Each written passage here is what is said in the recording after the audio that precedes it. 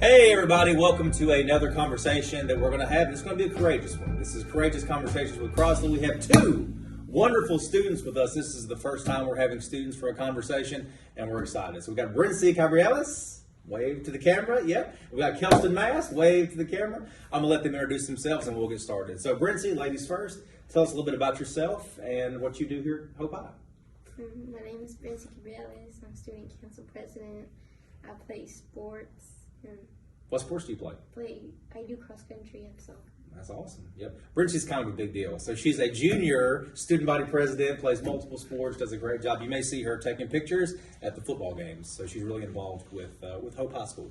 Kelston? Hi, I'm Kelston Mask. I'm a senior at Hope High. I'm the Hope FFA vice president, and I play football and run track. That's awesome. Got two sport athletes, very involved, big in the community. So you guys ready? Yes, sir. All right. So let's go straight to it. What do you like about Hope High School? Like, what's good about being at Hope High? There's more student interaction now. When you say more student interaction, what do you mean? Like, I see more students actively talking, like when we had COVID, before that, everybody used to talk then. When COVID came, everybody like kind of down. Now they got everybody back in school, so we're getting to know each other better now. So is it more difficult when COVID was more active, I guess? I mean, COVID's still out there, but Yeah. we're not as isolated and quarantined as we were before. So it was more difficult then? Yes, sir. Why so? Well, everybody had the mask on. A lot of parents wanted their children to stay in the house, so they were away from their friends that were at the schoolhouse. So you think that socialization and talking to your friends and that sort of thing is very important for school? Yes, sir. I mean, I agree with that. That's when I was a kid. That's why I love. Part of the reason I love going to school. I loved English and math and everything else, but I wanted to be with my friends too. You agree with that, Brency? Mm-hmm. Tell me a little bit about it. So, are you happy that we're back to a normal setting or closer to a normal setting where we're in school more? Yeah. Why so? I feel like work is personally, I like doing work more on paper than on the computer. Yeah. Because it's just simpler, I guess. And I also like the same thing, like you get to interact with more people, and I guess like you get to learn more and you get to meet more people. Mm-hmm. So what about the interaction with your teachers? So I know virtual is very different than face to face. So do you enjoy the interaction better now that you're face to face?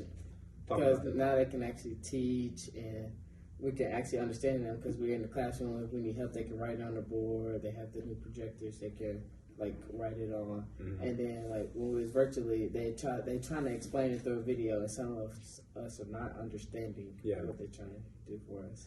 I bet that'd be hard. I mean, I do. What did you think? It was hard. Like sometimes I would send an email and it's like, oh, I mean, there's other students they have to answer to, so it takes a bit longer. Now it's like, okay, well, I have a question. They can just answer. You just raise your hand now. Yeah. So it's a little different, yeah. Well, good. So I'm going to shift gears just a little bit and talk about the future. So you're a senior, you're a junior. Before long, you'll graduate and you'll be out in the real world. I want to know what that means for you guys. So what do you want to do next? So after you graduate, what's your thought for the future? Mine is to attend SAU and major in either agricultural science or agricultural business. So what do you want to do with that? Well, I'm really heavy on agricultural science right now because I could go for pre-vet and come out to be a veterinarian, or I can just raise animals on my own and have my own little farm. So you mentioned FFA. We were talking before the video, and you mentioned that you really obviously love being in FFA. You're the vice president. You're very active. I've seen you there multiple times. Why do you like that so much? What is it about FFA that you enjoy? The people in different chapters all over the world, because it's in all 50 states and the Virgin Islands. So meeting those people have a huge impact on my life. The teachers, they changed my life because in 9th grade I joined, but I wasn't a big fan of it. And then I started getting more involved, and I started liking it. I was like, this is something I would want to do in the future. That's awesome. What about you? What do you want to do in the future? I want to teach. Oh. High school or elementary? What? Yes, a little bit of both to see. I guess it just depends as whenever I go to college and how it works there. Do you have a college that you know that you want to go to, or are you still thinking about it? I'm still thinking about it. We have some time. Don't worry. I feel very strongly that you'll be successful in whatever you do. So why did you want to be a teacher? So you were influenced by maybe some people in FFA and just the community. What about you? Why did you want to teach? I guess because I see my uncle and he enjoys it, and I'm like, well, that's something nice. And also like just interacting with the kids, and like my little sister sometimes needs help with homework and stuff, and I just help her, and it's like a good feeling, and also like you feel good because you like actually know something and you can teach it to others, and you know that it's gonna have an impact in your life. So I want to pick on you a little bit. So talk about your best teachers. So you're the teachers that inspire you the most, teachers that are in your class or you're in their class, and they help you the most. What is it about them that you like, that you would want to emulate for your future? I feel like being understanding and helping and being patient with them, and like just being there, like just so they can rely on it if they have any difficulties, you know what I mean? And then like not only in that, but then like you can trust them in education, and then like they also give you that trust of like if you need anything else. Yeah. Like that's. So what does that mean? Like you can trust them like with anything, and they can help you. I mean, trust is important. I mean, that's with anything. I have a question for her. Yeah, go ahead. What would you do differently? Like, if you want to become a teacher, what would you do differently that teachers do now if you became a future teacher? That's a good question. Hey, high five, man. Hey, that's a good question. I was thinking, I feel like I don't know. Like, I feel like I'd actually like try to interact more with the students to see like, do you actually get it? You know what I mean? Or just, like checking to make sure you get it. Yes, like like making sure you're actually like doing your purpose more. You know what I mean? Mm-hmm. Not saying that they're not doing it, just saying that I'd be more. I overthink a lot, so I just make sure and check it. Well, pitch it back to him. What would you do differently? I don't know I will get more land. I will interact with more people. That's why I say. That's why I like the other FFA officers, and it's all in 50 states. So I'll reach out to them and have help all over the world. So more interaction with people outside of the school. Outside of the school. Yeah, I think that's good. So let's talk about that question a little bit different angle. Okay. So if you're going to talk to teachers, let's say teachers are watching this, right? Not anybody individual. We're not going to pick on anybody or anything, but what message would you give to teachers if you had to give them one? Because you all are going to graduate soon, like I said, 2 years or less than 2 years, less than 1 year, and you'll be out. So give us some guidance for the future generations for our kids. Like, what do we need to do better? Well, for teachers, I would say like maybe 16% of teachers like actually go in the classroom and check on their students, make sure that students understand, call that student's parent because they know that student can do better. They believe that student can do way better than what they're doing. So I feel like more communication with the parents when the student needs help, more interaction with the student when he needs help. So he doesn't feel like he's left out and you're over helping another student that actually doesn't need that much help that this student needs. So more almost like relationship with the parent, relationship with the student. I like that. What about you? He kind of took it. Same? Yeah. We'll talk about it from your own perspective. I feel like making sure that they're actually understanding the subject, because it's very hard whenever like you see everybody else getting it and you kind of like you feel like you're like, well, I guess I'm that odd person, and it sucks. So it's like make sure that they do understand the subject, and I guess don't put them on the spot when you're doing so. Like just kind of like go and like make sure, and I guess like it will help them knowing that they actually have support from the teachers as well. Yeah. So. Well, we want to make sure that teachers and all professionals are checking for understanding. That's like a teacher term that you'll learn one day, but as you're going through class, the teachers have to make sure that kids understand the content before they leave, right? Otherwise, they're going to be lost. I mean, you guys see that as students. You know what that's like. And the second part of that is you said something interesting, like 60%. You said 60%. Like 16%. 16% of teachers. I know. That's a very specific number. You must have done the math on that. But I don't like that. So when you're telling me that, I don't like that because I want more. I want you to feel like more and more of our teachers are calling parents home, calling you at home, checking in with you, making sure that you have what you need. So we have to change that. Yeah. But a lot of times it's not the teacher either. Sometimes it is the student. The student want to be hard-headed. The student don't want to listen. The student don't want to do it.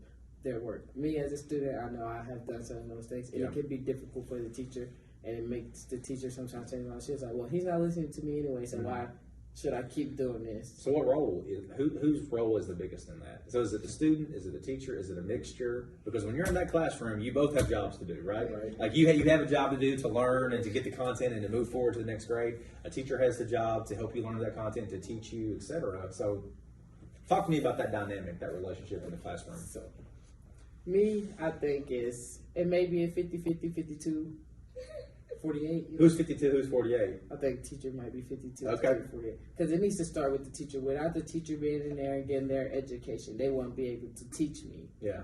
But also me as a student, I need to listen to this teacher because they have an education. They went through this before. So me as a student, need to change like my behavior. Like if I'm acting up, I need to change my behavior.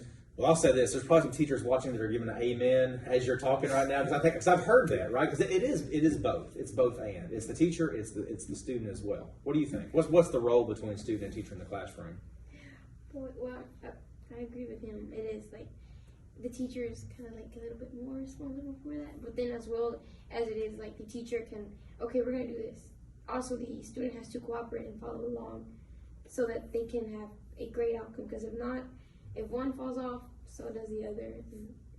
So then you want to be a teacher one day, right? So then what happens if one of your students isn't following along or doing what they're supposed to do? Let's call their parents. I was going to say, it's probably a three-way thing. It's the parent, the teacher, and the student. Yes, I agree. I think the parent And plays the community. So what role does the community play? The community, well, a lot of students go off of what they see, like people doing in the community, then they don't need to be following in those footsteps of the worst people in the community. Like if they follow their footsteps, they won't get nowhere. They're not going to want to do their work. They're not going to want to show up to school. And then there's people in the community that does good things, and you can follow in their footsteps, and they can help you out. Because it's going to start with your community. You got to look around your surroundings. You're like, well, they doing this, they doing this. Oh, I want to do this, I want to do that. So your community plays a big role in it. I agree with that 100%. And so I want to piggyback off something you said earlier. So is it fair to say you want to be a teacher based off watching your uncle become a teacher? Or is that not quite? I guess that kind of adds on to like why. Yeah. You know, because I mean, teachers are the base foundation for like doctors. Yeah. You know, FFA. I mean, if there's nobody to teach anybody, there's no learning. And then also like you do have a great impact in people's lives. I mean, I can name a few teachers that you know like probably like a certain subject and stuff that helped me out. You know? Name one. Let's do that. This is a good topic. So give me a teacher that really impacted your life and kind of put you on the right path, inspired you or something like that. I feel like because of like student council and stuff, sometimes I'm out of class a lot. Sure. And you know, sometimes I mean it is my responsibility to catch up on work that I've missed and stuff. And like a specific, well, he doesn't teach here anymore, Coach Morrow. It's okay. He'd always like, okay, well, you're gonna have to do this and this, and like, but like, let's say I missed a lesson, he'll still try and teach it to me. You know, probably like go on like the main points and stuff, but he would always help me, and I passed my tests and stuff. So like, I really appreciate him for that because he showed that I might have missed, but he still like cares about my education and still cares about me going, you know, forward and learning. Though I missed. And so you want to be that kind of teacher one day? Yeah. I mean, I think that's fantastic. What about you? Who's impacted you as a teacher? Well, teachers, I'll say my agriculture teachers, Miss Ryder and Miss Smith, and I'll say all the coaches. Okay. How so? Well, the coaches, like them as grown men and us as young men, they understand us. They've been through some of the stuff we've been to. They know how to help us. They've been on these paths in life. So they like really can help us. And I say my agriculture teachers because I know I can go to them for anything. Anything in the world I need, I can go to them, and they're always willing to help. My biggest influence was probably, one of my biggest was my 10th grade world history teacher. So, you know, I was in small town South Carolina, and it hadn't really been a whole lot of places, and he took us to the inauguration of a president. Like, he took us on a trip to Washington, D.C., helped get it funded. We got on a charter bus, went all the way to Washington, D.C., and spent, I think, a week there, you know, learning in the real world. And so that connection I never forgot, and I wanted to be that kind of teacher that would expand the minds of my students one day. And I didn't really know I wanted to be a teacher until I was almost finished with college. But to me, that's the important thing. Like, one of the important things is having students have exposure to multiple different things that they never would have before. I mean, as a kid in small town, you know, Gaffney, South Carolina, I didn't always see all the careers that I could have. So I'm going to ask you kind of a question about that. You said community, and you said, you know, teachers caring and going the extra mile. What role does seeing a role model have for you? Because we have volunteers that want to volunteer, people in the community who care, family members, those sorts of things. How important are role models for kids? Because that's something that I feel like we don't ask kids. We say, be a role model, but we don't say, hey kids, do you have any role models? What do you look up to in a person? So it's a long question, but just talk to me. I would say I look for respect, honesty, trust, and I know that my role model going, like, if I'm looking up to that person, I want them to be on a straight path. I want them to be great. They need to impact my life. I'm like, oh yeah, that's something I want to do. I want to look up to that person. But I also, like, my role models, like, a lot of people say somebody in their family, everything. But your role model, like, you need to talk to your role model. What did you do different in your life that I can do different in my life, so I can get up there with you? Yeah. I want to be right beside you, or I want to be ahead of you. Mm-hmm. I want to do better in my life. So, are you looking for a perfect person? No. I think that's what scares people. When adults start thinking about being a role model or even a teacher or something like that, they worry they have to be perfect. No. So there's no such thing, right? No, you can't be perfect. You're going to make mistakes. That child will also make mistakes too. It's a part of life. So you don't need a perfect role model. You just need somebody that cares, who can help put you on the right path. What about you? Because somebody that just keeps trying. You know, it's perseverant for what they want, have a goal in mind. And probably they don't have a goal, they're just going through life, but they're helping themselves and are being strong for themselves, I guess, like that. I mean, that matters. Setting goals, right? I mean, you have goals, right? Things you want to do in your life, and it's good to see people who have goals who go after what they want, right? This question is one of the last questions I'm going to ask. Thank you so much for your time. I appreciate you guys meeting with me. You guys are easy to talk to. I always enjoy talking to both of you.